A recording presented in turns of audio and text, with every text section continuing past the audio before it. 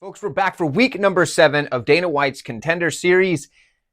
And here we go. We've got one of those cards where there are a few fights that just kind of don't really make a ton of sense.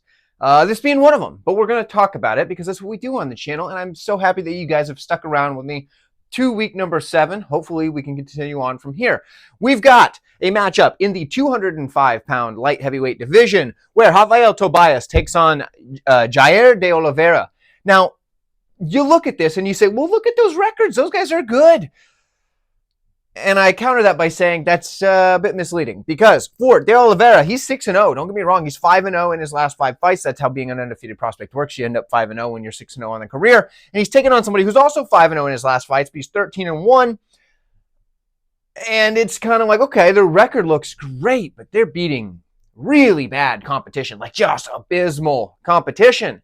It's really bad. So that is something that's alarming. And also the fact that, like, they're not looking amazing beating this competition. Like, they're looking fine. They're winning. They're doing what they have to do. But it's not what you expect for some Contender Series people. This season has had some really good prospects and some that are just, what are we doing? So I'm gonna talk you through this one, but bear with me. And I know that a lot of you lack the ability to understand nuance because I see it in the comments. And this doesn't mean all of you. Some of you are fantastic. But I'm going to try to make this as plain as possible when I tell you that neither of these guys probably are ready for this shot yet.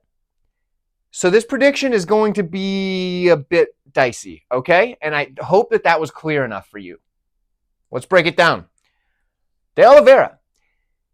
He's beaten up some real bad competition, like real bad, but he does seem to have like decent boxing, okay? It's decent. Like he sticks his jab pretty well. He's got a decent jab, like a pretty decent jab.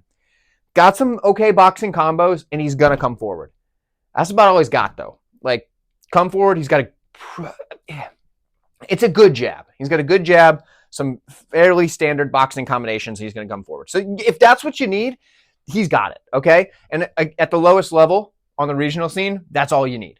But he's fighting a guy who is going to be the bigger guy with the more, raw athleticism. That is for sure. Tobias, or, Tobias, I think is how you're actually supposed to say it. I think I messed that up the first time. Tobias.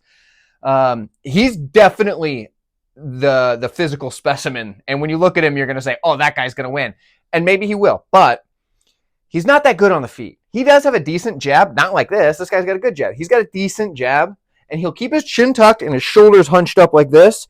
He's super uncomfortable on the feet, but he is keeping the chin tucked. So, like, if he gets hit, he at least is bracing himself for the shot, right? But he's super uncomfortable on the feet. Like, if he gets stuck in a striking exchange, even though this guy should have all the physical advantages, he just looks bad. But could he win on the feet because of the physicality? Sure.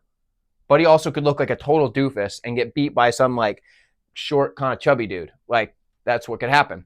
Now, in the grappling, he's a decent grappler. He's competent down on the ground, right? He's got decent takedowns. The trips are his better takedowns. He's got good trips, decent, like, standard style takedowns, like wrestling style takedowns. But his trips are pretty good. So I'll give him that. He does work to advance his position. He doesn't just, like, end up in someone's guard and just say, well, we're going to stay here. He'll try to work to advance his position. So he knows how to grapple at least pretty well. And he's got decent top pressure. Like, he's not just letting you up right away. He'll hold you down pretty well. I think if he gets this fight to the mat, I think he wins very, very clearly. I don't know how good it looks, but I think he wins at a really high clip if he can get this to the mat. So for Tobias, I think that this needs to be his game plan. Because if he gets stuck striking, he might, like I said, he might win because he's a bigger, more physical dude, but he is going to be the worse technical boxer.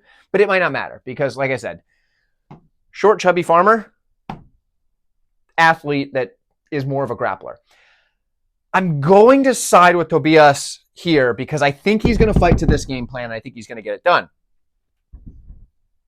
He's probably going to be a big favorite when the line drops. I'm recording this way in advance. We haven't even had week 6 yet because channel members are going to get this very early. So if you aren't a channel member, just know you can become a channel member for $2.99 and you can get these Contender Series breakdowns much earlier than everybody else. But if that's not interesting to you, then that's okay. Don't worry. Just wait till they come out public.